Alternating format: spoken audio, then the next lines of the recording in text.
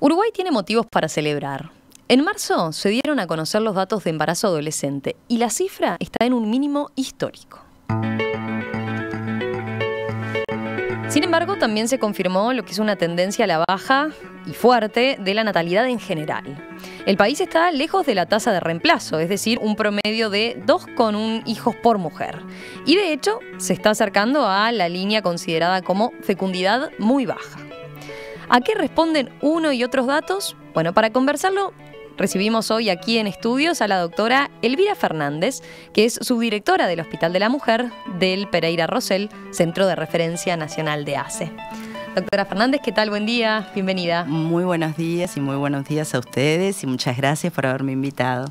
Empecemos con una aclaración general, porque quizás no todo el mundo lo sabe. El Hospital Pereira Rosell tiene dos hospitales adentro, ¿no? Tenemos el Hospital Pediátrico y el Hospital de la Mujer. Sí, ¿En qué consiste el Hospital de la Mujer? El Hospital Pereira Rosell es un centro hospitalario que consta de dos hospitales, el Hospital Pediátrico y el Hospital de la Mujer. Y el Hospital de la Mujer, a su vez, tiene diferentes sectores. Tiene el sector de maternidad, en el cual tenemos obviamente la puerta de emergencia, las salas de internación de embarazadas de alto riesgo y las salas de internación de embarazadas que están en el proceso de trabajo de parto y puerperio. Pero tampoco nos podemos olvidar que en la maternidad funciona el servicio de recién nacidos, servicio de referencia nacional en todo lo que atañe a los cuidados críticos del recién nacido, todos aquellos recién nacidos de riesgo, pretérminos, malformaciones graves, todos esos embarazos son derivados al centro hospitalario Pereira Rosell y más específicamente al Hospital de la Mujer, porque lo ideal es que nazcan en el lugar donde va a ser asistido ese recién nacido y donde va a ingresar luego a cuidados críticos. Más allá de que pegado a eso tenés otra gran incorporación, que es el hogar de madres y el banco de leche. Sí, contamos en la maternidad con el banco de leche materna, que es un elemento muy importante para nosotros y para otros prestadores, porque sabemos que con leche humana pasteurizada se nutre a niños, ya sea del subsector público y del subsector privado al sur del Río Negro. Montevideo y interior. Claro, es muy importante. Y también tenemos el hogar de madres, que fundamentalmente en ese hogar pernoctan las mamás que tienen a esos chiquitos que tienen esas internaciones prolongadas en las unidades de cuidados críticos y que, bueno, que no tienen posibilidades de estar yendo y viniendo a su domicilio y en incubadora en muchos casos. Y algunos que proceden del interior del país y ellas tienen que pernoctar en un lugar próximo a ellos. Y por otro lado tenemos el hospital, la parte de ginecología, ¿no? Que también es un lugar de referencia para todo lo que son cirugías oncológicas. Por ejemplo, se ejecutan un importante número de cirugías en el Hospital de la Mujer, que son en su mayoría altas y mayores, y somos un centro de referencia y un lugar de vanguardia donde se están haciendo procesos de vanguardia a nivel nacional, cirugías oncológicas con accesos mínimos, el uso de la laparoscopía, que también es importante, y todo el sector ambulatorio, ¿no? Todo lo que es el policlínico. Siendo a los usuarios, concretamente para entenderlo bien, en el caso, por ejemplo, de un embarazo, ¿en qué momento la embarazada que se atiende por ACE, digamos, por lo que es ACE, acude a el Hospital de la Mujer concretamente, y cuál, porque hay parte del proceso que lo hace en su policlínica de referencia, ¿no? ¿Cómo es eso exactamente? El tema es el siguiente: el Hospital de la Mujer, dentro de lo que es las maternidades de ACE, obviamente que es sumamente importante. Los nacimientos dentro de ACE son el 45% de los nacimientos de todo el país. Eso en el 2018. Y el Hospital de la Mujer dentro de ACE es sumamente importante porque representa casi un 32% de los nacimientos de ACE ocurren en el Hospital de la Mujer. Nosotros en el Hospital de la Mujer En el proceso de control de embarazo, solo se controlan en el policlínico aquellos embarazos de alto riesgo obstétrico. ¿Qué quiere decir? Aquellos embarazos que por la característica del embarazo, por ejemplo, un embarazo gemelar, se transforma en un embarazo de alto riesgo y se controla allí, una patología materna que pueda complicar el embarazo, como una diabetes o una hipertensión arterial crónica, también puede ser un elemento de riesgo y pasan a ser controlados en el hospital, o aquellas señoras que por alguna causa estuvieron internadas y al alta se prefiere que ese seguimiento sea en una policlínica de alto riesgo donde se puede acceder más rápidamente a las paraclínicas. Si es un embarazo común sin ningún tipo de riesgo dentro de Montevideo, pero es usuaria de ACE, solo concurre al momento del nacimiento. Ahí está, el 80% de pero los... las adolescentes también, las adolescentes niñas prácticamente, ¿también pueden atenderse en otros lugares o preferiblemente se recomienda que vayan allí? En el Hospital Pereira Rosell, en el Hospital de la Mujer, en el Policlínico, tenemos un sector de policlínica de adolescentes. En esa policlínica de adolescentes se hacen controles de embarazo adolescente de alto riesgo.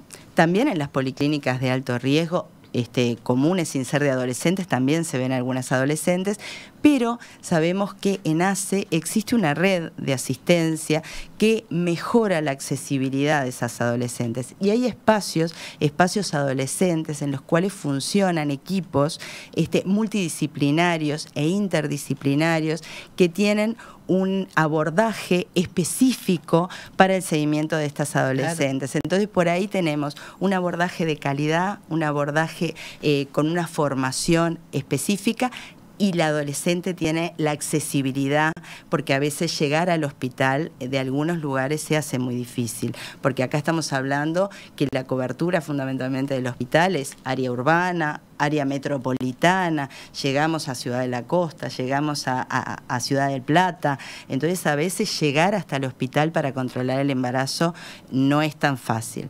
Y un 80% o un poco más de los embarazos, de los nacimientos que se producen en el Hospital de la Mujer, son controlados en policlínicas de primer nivel, que pueden ser policlínicas de primer nivel de ACE, de la Intendencia de Montevideo. Pensemos que también existen los médicos de familia que controlan embarazos, no tiene específicamente por qué ser un ginecólogo o una obstetra partera para controlar el embarazo, salvo que una vez que se detecte algo que se sale de lo normal, ahí se deriva a un centro asignado según el riesgo que se determina. Bien. Vamos a empezar a ver algunas de las cifras que se presentaron recientemente. Bien. A ver, antes de entrar en el tema embarazo adolescente, hay un dato que quizás es de los más positivos, que es que el año pasado en el Hospital de la Mujer no hubo directamente muertes maternas, ¿no? ¿Eso cómo ha ido evolucionando en los últimos tiempos? Por suerte, a lo largo de estos últimos años, el porcentaje de muerte materna ha disminuido. Nosotros tuvimos un boom de muerte materna, podría decirse, alrededor del año 2001, 2002, estoy diciendo en el Hospital de la Mujer, en el cual yo en ese momento era asistente de cátedra y vivíamos esas muertes maternas, que se había dado un número muy importante de mujeres jóvenes que morían por embarazos en condiciones, interrupciones de embarazo en condiciones de riesgo. ¿Pero mujeres que morían durante el parto o a lo largo del embarazo? No, fundamentalmente morían por abortos. Por abortos que se realizaban en condiciones de riesgo, y cuando llegaban al hospital ya estaban con infección que, bueno, más allá de los tratamientos que se les realizaban, algunas estaban fuera del alcance de todo tratamiento.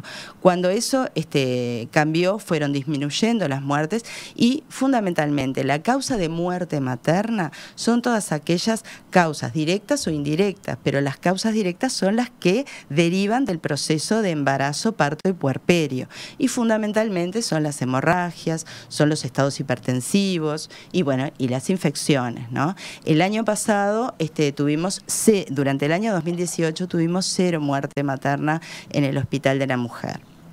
Y para nosotros eso es muy importante.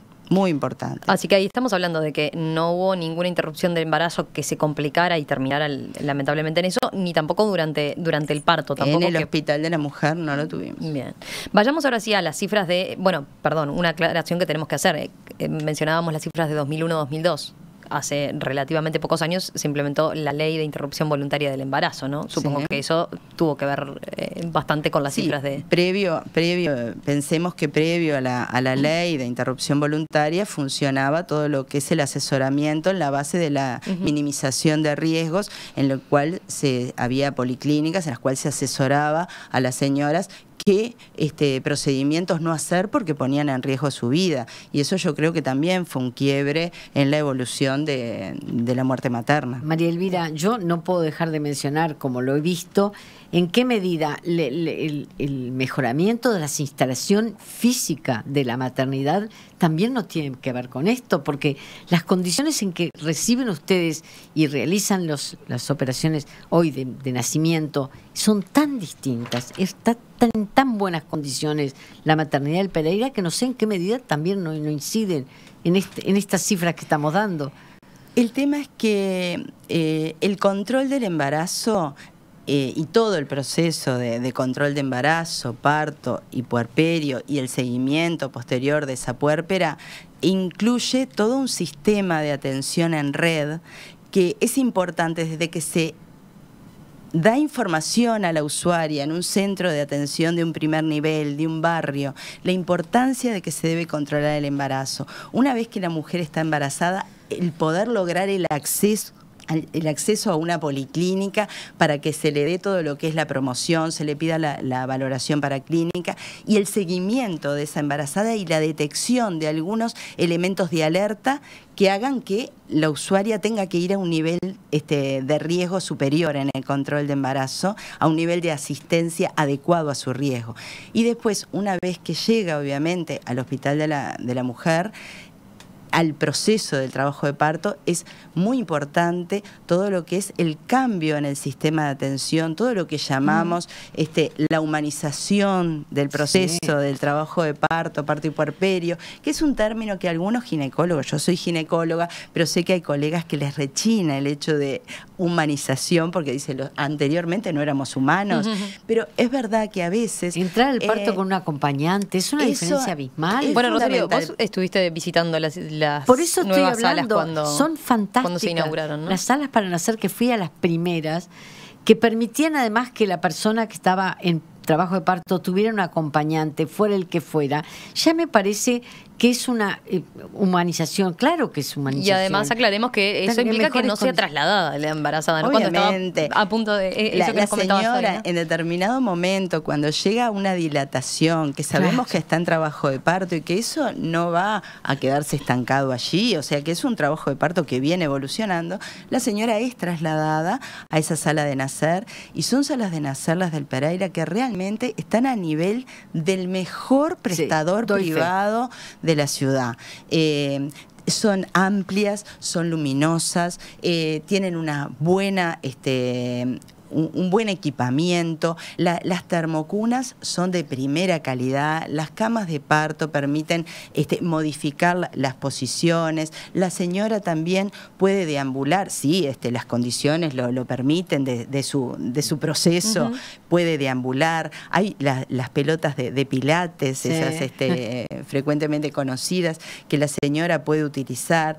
Tiene su acompañante, tiene un baño privado, sala de nacer, en la cual nosotros sabemos que uno de los elementos yo hablo porque soy ginecóloga, entonces es capaz que hablo algunos términos médicos, ustedes párenme cualquier cosa, pero un baño caliente, una ducha caliente durante el trabajo de parto es un elemento también de analgesia y que permite que la dilatación se pueda dar de una forma más efectiva.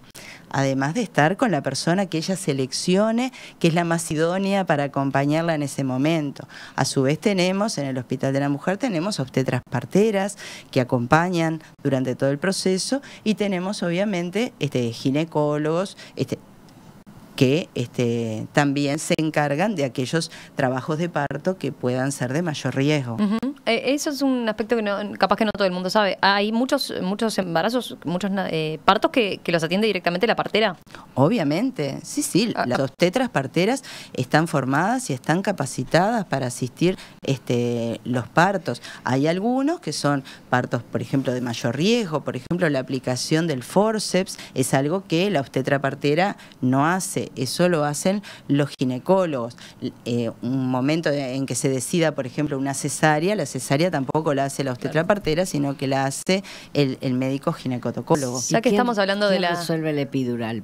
Eso iba a preguntar. Bueno, porque esa también es una ventaja enorme que tienen los pacientes de ACE, que lo obtienen gratis en la mayoría de los casos. Sí, nosotros en el Hospital de la Mujer funciona una unidad docente asistencial de la Facultad de Medicina, de la Cátedra de Anestesiología, que funciona de lunes a sábado, de lunes a viernes funciona a las 24 horas del día a partir de noviembre del año pasado. Antes funcionaba 12 horas.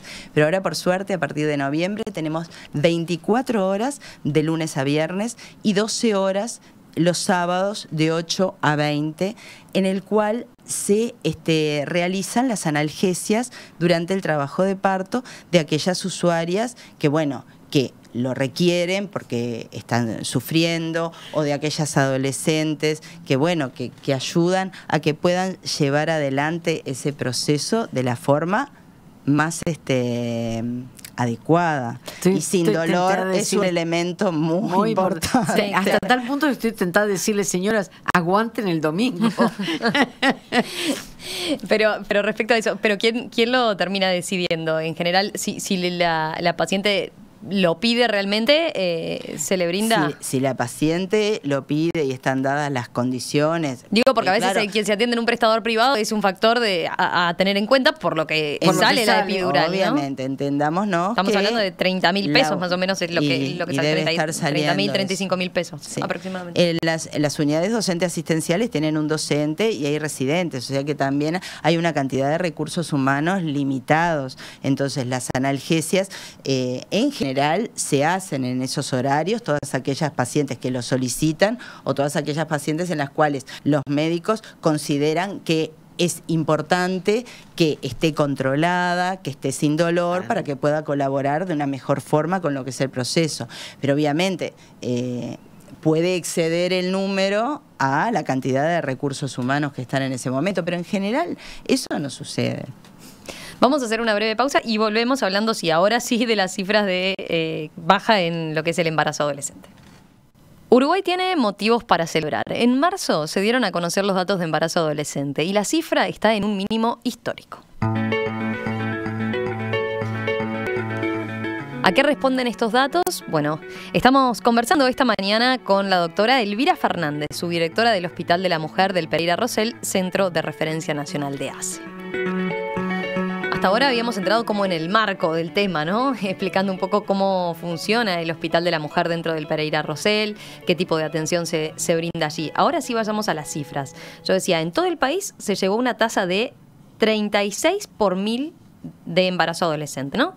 Esto es un mínimo histórico. En la franja entre 15 y 19 años hubo 4.553 embarazos adolescentes durante 2018. Esto es 814 menos que en 2017 y 2.025 menos en relación a 2016. Si vamos a los números en particular del Hospital de la Mujer, el año pasado se dieron unos 1.430 embarazos adolescentes, cuando, si miramos por ejemplo en relación a 2015, habían sido unos 2013, ¿no? 2013 embarazos en 2015. 2015, sí. Ahí está. ¿Cómo vienen siendo las cifras? Yo utilicé 2018 y 2015 para comparar, pero todos los años vienen bajando la cifra de embarazos adolescentes. Sí. Año a año estamos notando una disminución de la cantidad de embarazos adolescentes.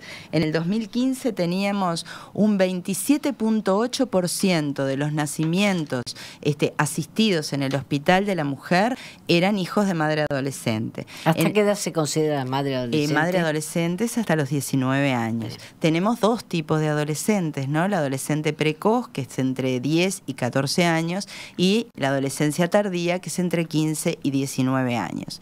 En el hospital, el año 2018, tuvimos un 22.9% de los nacimientos que correspondieron a madres adolescentes. ¿Pero esa cifra cómo varió, ese porcentaje? Y del 2015 era 27.8% los embarazos adolescentes y ahora tenemos un 22.9%.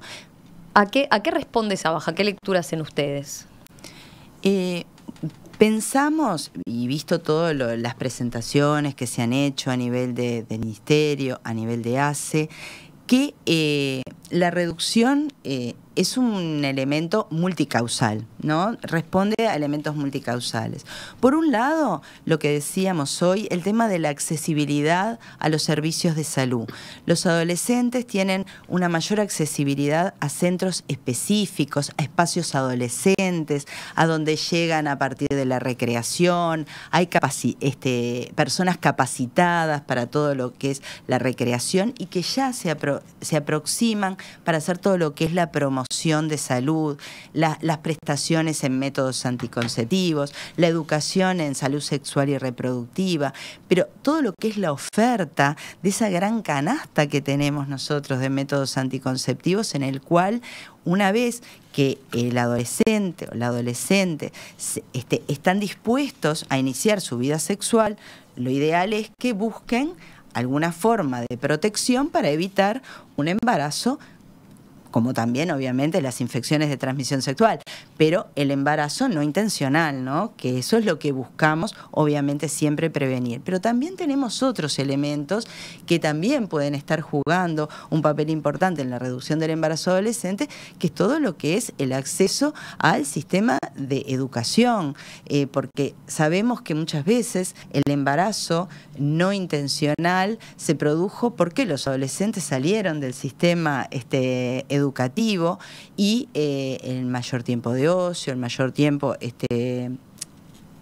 para su vida sexual y el no acceso a los métodos anticonceptivos hace que se produzcan embarazos intencionales o no intencionales, pero una vez que son no intencionales, sigan adelante con ese embarazo y terminan en un recién nacido hijo de madre adolescente. Pensamos que las causas son multifactoriales. Queda clarísimo eso entonces, van por distintos lados las explicaciones y son multicausales claramente, pero hay una novedad quizás que podríamos comentar que es en los últimos años han aparecido nuevos métodos anticonceptivos, ¿no? Y uno de ellos es el implante subdérmico que se coloca, entre otros, en el Hospital de la Mujer, ¿no? Gratuito además, ¿no? Sí. Sí. ¿Qué características tiene? Y brevemente para situar a la gente. Obviamente. Nosotros dentro de los métodos anticonceptivos, obviamente que existen los métodos de barrera, que siempre hacemos gran hincapié en todas las parejas, en todas las mujeres, porque es el método que no solo nos previene un embarazo, sino que además nos previene de las infecciones de transmisión sexual. Pero dentro de los otros anticonceptivos hormonales existe la píldora, la pastilla archiconocida, está la pastilla del día después para usar como emergencia, pero también tenemos otros métodos anticonceptivos de larga duración. Dentro de esos métodos anticonceptivos de larga duración tenemos el dispositivo intrauterino, que es el DIU, también conocido, claro. Y actualmente en los últimos años se ha comenzado a colocar en nuestro país, y más precisamente a nivel de ACE, el dispositivo subdérmico anticonceptivo. Es como una barrita para aquellas personas que no lo conocen, imagínense el tamaño de un fósforo, ¿no? Un cilindrito plástico de ese tamaño que se coloca en el antebrazo, se colocan dos, el dispositivo que se coloca en ACE consta de dos cilindritos plásticos que se colocan subdérmicos en el antebrazo por encima del pliegue del codo, en la cara interna, podría decirse, del antebrazo. Y pueden llegar a durar 3 años o alguno más, dependiendo también del biotipo de la paciente, ¿no? ¿Y tú como médica qué recomendás como el mejor método? El método anticonceptivo siempre debe ser ajustado a la usuaria, a la paciente. Bien. No debe ser dado como un supermercado, como al barrer, tiene que ajustarse a los riesgos que puede tener una persona, a las características de su vida sexual, a las características del control. Una chica adolescente que estaba usando anticonceptivos hormonales por boca y que me dice, no, me olvidé de 3 comprimidos en el mes. Esa chica es una usuaria para usar un método que no tenga que depender de la memoria. Y sabemos que los adolescentes se olvidan muchas veces de sus cosas. Todo lo vivimos con nuestros hijos, ¿no? Que siempre se nos olvidan de algo. Y bueno, y que se olvide de las pastillas anticonceptivas es un elemento grave. Entonces, en esas pacientes es fundamental el uso de usar un método que no dependa en su efectividad, que no dependa de la voluntad o de la memoria para colocárselo. Y no tiene contraindicaciones. Las contraindicaciones son muy escasas y máxime en este grupo etario. Por eso es importante evaluar al adolescente. En general son muy bien tolerados. Hay algunos casos en los cuales después vienen las chicas o que tienen algún sangrado o que tienen cefalea, pero son mínimos esos casos. Fundamentalmente son muy bien tolerados y lo que es importante es la larga duración del efecto anticonceptivo, ¿no? ¿Qué tanto conocimiento hay entre la población más vulnerable de la existencia de este método anticonceptivo, por ejemplo, ¿no? La promoción de estos métodos anticonceptivos a nivel de ACE ha sido muy importante. A nivel de las policlínicas zonales, en el primer nivel de atención, se hacen talleres, se hace promoción, hay cartelería, se hace trabajos a nivel del terreno, ¿no? de las casas, haciendo promoción de los métodos anticonceptivos. Existen a nivel de Facebook, de otras vías de información. Existe actualmente una plataforma que se dio a nivel de este año, se promocionó a través de iniciativas sanitarias la plataforma AMACE en su traducción al español y que los jóvenes la pueden encontrar en YouTube, por ejemplo, en la cual es otro elemento más para llegar a lo que es la información sobre los métodos anticonceptivos. En el Ministerio de Salud Pública también existe el gurú del sexo, ¿no? Todos elementos que pueden hacer que los adolescentes o los adultos jóvenes puedan acceder a esa información. Y después tenemos esa canasta de prestaciones que pueden seleccionar dentro de todos esos métodos y que los reciben en forma gratuita. Sí, tal cual. Saliendo de ese tema en particular y de este método, el implante subdérmico, como una de las razones, dentro de las varias que podrían explicar entonces el descenso, vayamos a otras cifras que se presentaron. A ver, hubo 23 niñas entre 10 y 14 años que dieron a luz. Sí, teniendo, o sea, estamos hablando de entre 10 y 14 años, 23 casos. Terrible. Este dato sí es escalofriante. Estamos hablando que en su mayoría que pueden ser violaciones. Es que el embarazo en estas adolescentes niñas es un elemento muy duro, porque está vinculado a la violencia, está vinculado al abuso sexual, al negocio del sexo muchas veces, ¿no? En la prensa estamos siempre escuchando, y la semana pasada se hizo prensa de una situación. Son casos muy graves. En el hospital hubo una reducción del año 2017 al 2018, también se notó una reducción. En el 2017 habíamos tenido 31 embarazos que habían sido en adolescentes precoces y en el 2018 tuvimos 23 casos. Pero obviamente que por pocos que sean, son casos graves. Y en esos casos en particular, ¿hay un dispositivo especial de atención con un equipo más multidisciplinario? Sí. Más allá de la atención ginecológica, obviamente. Obviamente que sí, existen dispositivos multi e interdisciplinarios que en general muchas veces funcionamos en conjunto con el hospital pediátrico. Pero además en el Hospital de la Mujer funciona, obviamente como ya dijimos, una policlínica de control de adolescentes, y también funciona una sala de internación de puérperas adolescentes, que en esa sala se hace todo un proceso asistencial diferente, un proceso asistencial multidisciplinario, interdisciplinarios, vienen pediatras, todo lo que es trabajo social, está muy vinculado. Hay una ginecóloga, la doctora Leticia Riepi, que es la coordinadora de esa sala. Allí también se les habla de todo lo que es la prestación de los métodos anticonceptivos. Tienen la posibilidad de optar por el método anticonceptivo post-evento y además se las vincula, existe todo un sistema de referencia y contrarreferencia para que esas adolescentes pasen luego, una vez dadas de alta, continúen en contacto con el sistema de salud y hay una unidad de derivación y enlace que mantiene esos vínculos con los equipos asistenciales y con otras redes de prestadores sociales que ayudan en el proceso. Otro dato del informe que difunde el Hospital de la Mujer, y es interesante, a ver, casi el 30% de los embarazos adolescentes son planeados. ¿Ustedes cómo leen esto? ¿Responde a cierta cultura? ¿Qué es lo que puede haber detrás? Eso es muy Estamos cierto. hablando de mujeres que decían antes de los 19 años. Es muy cierto. Sí, planifican efectivamente su embarazo. Si nosotros comparamos la población adolescente con la población adulta, vemos que las adultas, o sea, mayores de 19 años, en los nacimientos que ocurrieron en el Pereira Rosell, el 44% eran embarazos intencionales, mientras que las adolescentes, si bien un poco menos, pero tenemos un 30% de embarazos intencionales. Es verdad que no es lo mismo un adolescente de 15 años que un adolescente de 18 años y medio, que es capaz que ya tiene una pareja estable, que ya están conviviendo y que deciden llevar adelante un embarazo. Pero lo importante para nosotros como sistema de salud es acompañar a esas adolescentes, más allá de que sea un embarazo intencional, brindarle todas las herramientas para que sigan adelante, que puedan disfrutar de ese recién nacido y que puedan escoger libremente cuándo volver a quedar embarazadas. Poder evitar, si no lo quieren, un segundo embarazo, la reincidencia del embarazo adolescente en próximo periodo.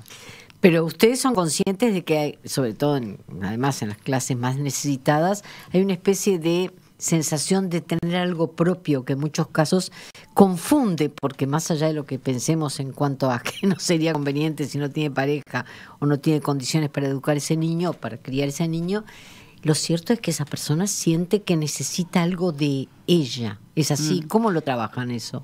Existe además la perpetuidad del embarazo adolescente. En general son hijas de madres adolescentes, nietas de abuelas que fueron madres adolescentes. Entonces es una cultura, es una socialización que está como muy naturalizado, y muchas veces llegan a los 18, 19 años. Me ha pasado a mí, estando en policlínica, en una policlínica de primer nivel, llevo 6 meses conviviendo con mi novio, no quedó embarazada, y tiene 18, 17 años. Está apurado, y uno, igual. claro, y uno entonces empieza a investigar cuáles son los proyectos de vida de esa adolescente. Y a veces el proyecto de vida de esa chica es ser ama de casa, estar en su casa y criar a sus hijos, porque quizás ya estaba criando a sus hermanos. Entonces no le cambia tanto el criar a su hijo propio, y además es un elemento de posesión, ¿no? Claro. Y es un elemento que a veces las asciende en la escala del lugar donde viven. Una chica de 18 años, quizá en determinado barrio, es vista de una forma como diciendo que raro, que todavía no fue madre, y a ella le da un cierto estatus. Pero bájale a los 15 años, ¿sí? Una chica no puede sentir que quiere que la quiera alguien y por eso concibe un hijo, para que la quiera y querer ella a su vez. Eso lo vivimos. Eso lo vivimos. Eso digo, Eso lo vivimos. Qué Pero por difícil, eso, ¿no? la importancia de acompañarlos en ese proyecto y mostrarles otras posibilidades, mostrarles otros horizontes. Imagino que también eso a veces tiene relación con su vínculo con la educación formal, o mejor dicho, su ya no vínculo, quizás en muchos de los casos, ¿no? Desvinculación de la educación formal. Existen estudios que muestran que primero se produce el desvínculo de la educación formal y luego es que la adolescente se embaraza. Más allá de que uno muchas veces podría pensar que como se embaraza se desvincula de la formación formal. Que también pasa. ¿Qué puede pasar? O Pero desvincula. los estudios muestran fundamentalmente que en el grueso de los casos primero se da el desvínculo de la educación formal y luego el embarazo adolescente. Por eso ese es otro enfoque más para darle a todas las prevención, ¿no? Uh-huh. Y en ese caso, la atención recae en la policlínica, sobre todo, ¿no? Estoy pensando, ¿están todavía vinculadas al sistema de salud en red, digamos? Las adolescentes. Sí, cuando se dan ese tipo de cosas, porque un dato que también a uno le puede llamar la atención o puede pensar es, bueno, en estos casos de embarazo adolescente que estamos hablando, ¿cuánto se controlan el embarazo? Bueno, el embarazo adolescente nosotros tenemos, de los datos también del sistema informático perinatal, nosotros podemos acceder y tenemos que la embarazada adolescente se controla el embarazo igual y a veces hasta mejor que la adulta. De los embarazos que tuvieron su nacimiento en el Pereira Rosell, con 6 o más controles de embarazos, tenemos un 79% en las adolescentes. Uh-huh. Y en comparación con un 78.5% de las adultas. O sea que el mito de que la embarazada adolescente no se lo controla o que tiene embarazos de alto riesgo, estamos hablando el grueso del embarazo adolescente, la adolescente entre 15 y 19 años, ¿no? Siempre tenemos que pensar en eso. Digo, pero ustedes están hablando sobre la base de los casos que se atienden en el Pereira Rosell. Nosotros los datos que tenemos son los de nuestro hospital. Los que llegan a último momento y ustedes se dan cuenta que no se han controlado, entonces están dentro del porcentaje bajo. Sin control tenemos un 2%. Es decir, llegan a tenerlo. Llegan a tenerlo. Y nunca vieron Sin un médico control antes. solo un 2%. Que esa cifra en otras épocas, ¿cuánto llegó a ser? Y cuando yo era estudiante, cuando yo era residente, no voy a decir mucho, pero unos 20 años hace, teníamos un 20% de embarazos no controlados. Eso ha ido mejorando a lo largo de los años y con todo lo que es el cambio del modelo de atención, ¿no? El modelo de atención en red, de atención en el primer nivel de atención, próximo al lugar donde vive la usuaria. Eso mejora la accesibilidad y por lo tanto va a mejorar los controles y eso va a llevar a la mejora de los resultados. Y el conocimiento y la educación. Indudablemente. Porque ¿cuántas quedaban embarazadas sin saber qué estaban? Indudablemente. Terrible. Doctora María Elvira Fernández, subdirectora del Hospital de la Mujer del Pereira Rosell, muchas gracias por compartir estas cifras con nosotros y estas lecturas también de las cifras y contarnos un poco más de cómo trabajan desde allí. No, muchas gracias a ustedes y para nosotros siempre es una satisfacción poder hablar del Hospital de la Mujer y dar a conocer todo lo que allí se hace por y para la mujer y sobre todo por y para la familia, ¿no? Porque se trata que ese modelo de atención que se dé en el Hospital de la Mujer no sea únicamente para la mujer, que involucre a todos los integrantes de la familia, ya sea la pareja, ya sea los hijos mayores de esa embarazada, tratar de dar una continuidad y darle una respuesta como grupo familiar y no individualizado, porque la mujer está dentro de un grupo familiar, está dentro de una realidad familiar que a veces la condiciona en lo que es su control, en lo que son sus opciones personales. Muchas gracias. Muchísimas gracias a ustedes.